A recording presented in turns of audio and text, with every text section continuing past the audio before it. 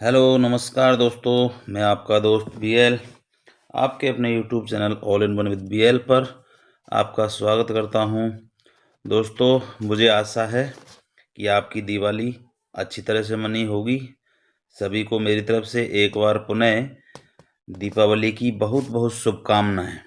तो दोस्तों, मैं फिर से हाजिर हूं राजस्थान के एक और ज़िले का संपूर्ण सामान्य ज्ञान लेकर के।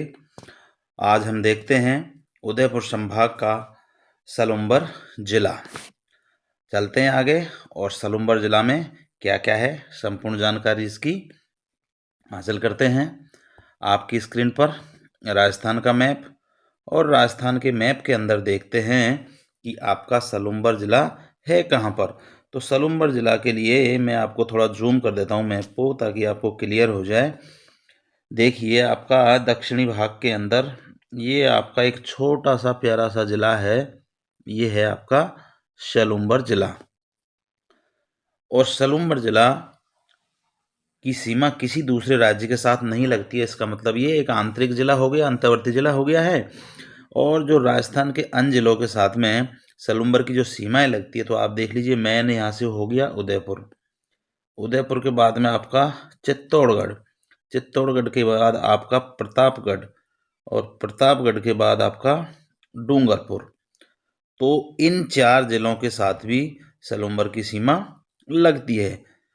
अब आपको पता है कि उदयपुर की सीमा लगभग 50% से ज़्यादा कवर करती है सलुम्बर की सीमा से। तो उदयपुर का कुछ हिस्सा, जो आदिवासी हिस्सा था, वो अलग करके और ये जिला बनाया गया है। अब देख लेते हैं सलुम्बर के बारे में विस्तृत जानकारी, इसकी स्थापना, ऐतिहासिक परिदृश्य, सांस्कृतिक परिदृश्य और इसके बारे में संपूर्ण जानकारी। तो शुरू करते हैं उदयपुर संभाग का सलुम्बर जिला। उदयपुर संभाग के अंदर आता है। अब इसकी स्थापना जो है उदयपुर सलुम्बर जिला की, तो स्थापना 7 अगस्त 2023 में इसकी की गई थी। दोस्तों, आपने अगर मेरा पिछले जो जिलाओं की जानकारी है उसका वीडियो देखा होगा, तो आपको पता होगा कि इसकी स्थापना के बारे में विस्तृत जानकारी मैं आपको बताऊंगा। तो पहले देख लेते हैं कि ये जो सलुम्बर जिला है ये आदिवासी क्षेत्र है, और यहाँ पर भील जनजाति के लोग ज़्यादा निवास करते हैं। और यहाँ के अंतिम राजा जो भील राजा थे वो थे सोनार। यहाँ पे अंतिम सोनार नाम के भील राजा हुए थे, और उसके पश्चात राजपूतों ने इन्हें अपनी राजधानी में इस एरिया को मिला लिया था। और इसी कारण से सलुम्बर को मेवाड़ का प्रथम श्रेणी का ठिकाना कहा जाता था। आपको मैंने पढ़ाया था कि ठिकाना और रियासतों में बटा हुआ था देश स्वतंत्रता से पहले, तो ये मेवाड़ का प्रथम श्रेणी का ठिकाना कहा जाता था। अब इस जिले की स्थापना के बारे में विस्तृत जान लेते हैं थोड़ा सा, कि सलुम्बर जिला की जो स्थापना है उसकी जो घोषणा हुई थी वो बजट 2022 और 23 में की गई थी। और बजट के बाद में यहाँ पर उस बजट में 19 जिले और 3 संभाग बनाने की सिफारिश की गई थी। और वो सिफारिश किसने की थी? राम लोहाया समिति ने। और इस राम लोहाया समिति का जो गठन था वो मार्च 2022 में किया गया था। तो मार्च 2023 में ये 19 जिले और 3 संभाग बनने की घोषणा की गई थी। और घोषणा होने के पश्चात में इन्हें जिला राजस्थान के अंदर जिले और संभाग बना दिए गए थे। लेकिन एल के पवार समिति की सिफारिश पर, एल के पवार समिति ने कहा कि नहीं जी, इतना जिला बनाने की आवश्यकता नहीं है राजस्थान के अंदर। तो इन 19 जिले और 3 संभागों को खत्म कर दिया गया, इनकी मान्यता को रद्द कर दिया गया कि नहीं, ये नहीं बना जाएगा। और उसके पश्चात में इसमें राजस्थान के अंदर फिर 8 जिले और 2 संभाग और बनाना तय हुआ, उसी राम लोहाया समिति की सिफारिश पर। तो 8 जिले जो नए जिले बने थे, जिनको मिला करके राजस्थान के अंदर 41 जिले और 2 संभाग और बनाए गए थे। संभाग की जो संपूर्ण जानकारी मैंने अपने संभाग वाला जो चैप्टर था उसमें आपको बताया है। तो इस सलम्बुर जिला की जो अधिसूचना थी बनने की, वो 4 अगस्त 2023 को जारी की गई थी। और पूर्ण रूप से 7 अगस्त 2023 को इसको जिला बनाने की मान्यता दे दी गई थी। और इसे जो बनाया गया था वो उदयपुर का कुछ हिस्सा, जो आदिवासी हिस्सा था, वो काट करके और ये सलूम्बर जिला बनाया गया था। तो ये थी सलूम्बर जिले की स्थापना की संपूर्ण जानकारी।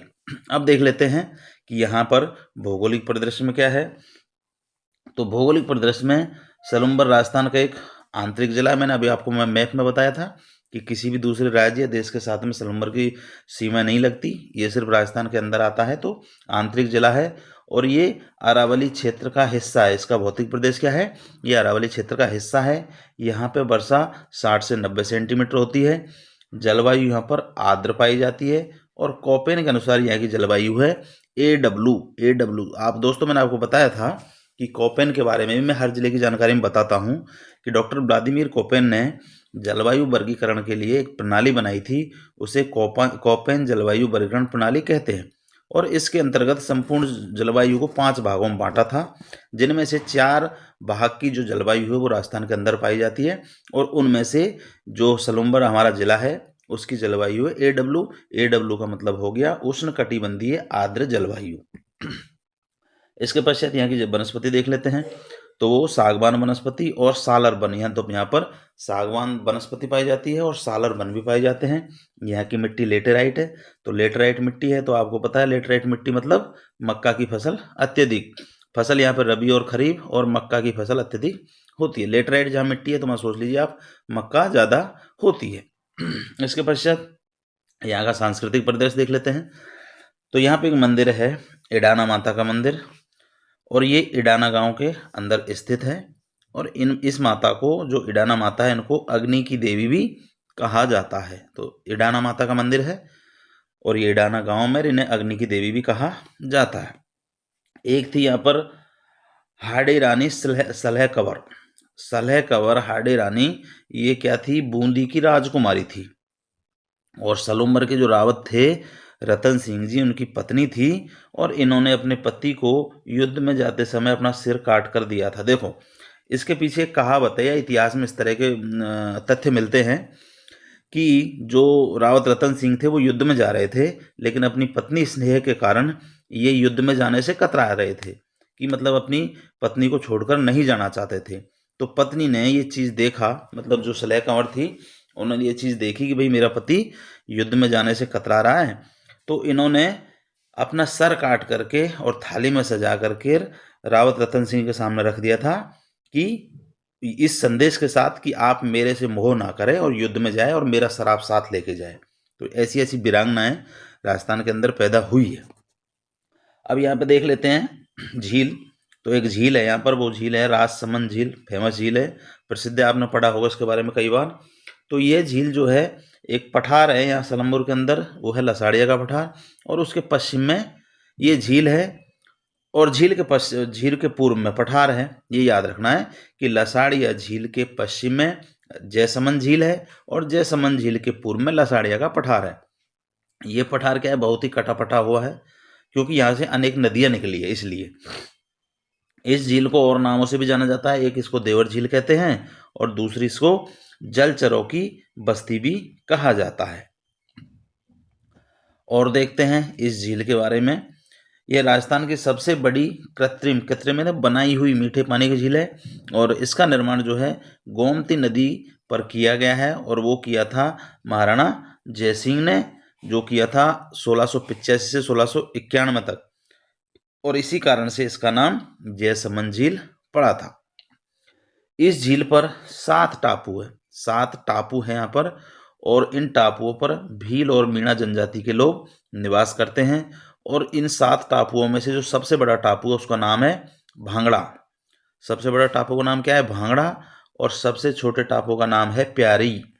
याद रखना है, राजसमंद झील के सबसे बड़े टापू का नाम भांगड़ा है और सबसे छोटे टापू का नाम प्यारी है। इसमें 7 टापू है और इन टापुओं और भील और मीणा जनजाति के लोग निवास करते हैं। इस झील को सिंचाई झील भी कहते हैं क्योंकि इस झील में से 2 नहरें निकाली गई है, एक श्यामपुरा नहर और दूसरी भाट नहर। ये 2 नहरें इसी झील से निकाली गई है। झील के पूर्व में लसाड़िया का पठार है और पठार के पश्चिम में राजसमंद झील है। तो ये याद रखना, दोनों पूर्व और पश्चिम का जो डायरेक्शन है कि पठार के पूर्व में झील के पूर्व में लसाड़िया का पठार है और पठार के पश्चिम में राजसमंद झील है। अब यहाँ के कुछ प्रमुख स्थान देख लेते हैं। तो चामंड, ये इतिहास में प्रसिद्ध जगह है महाराणा प्रताप को लेकर के। तो यहाँ पर महाराणा प्रताप की छतरियाँ भी बनी हुई चामंड में, और चामंड को मेवाड़ की संकटकालीन राजधानी भी कहा जाता है।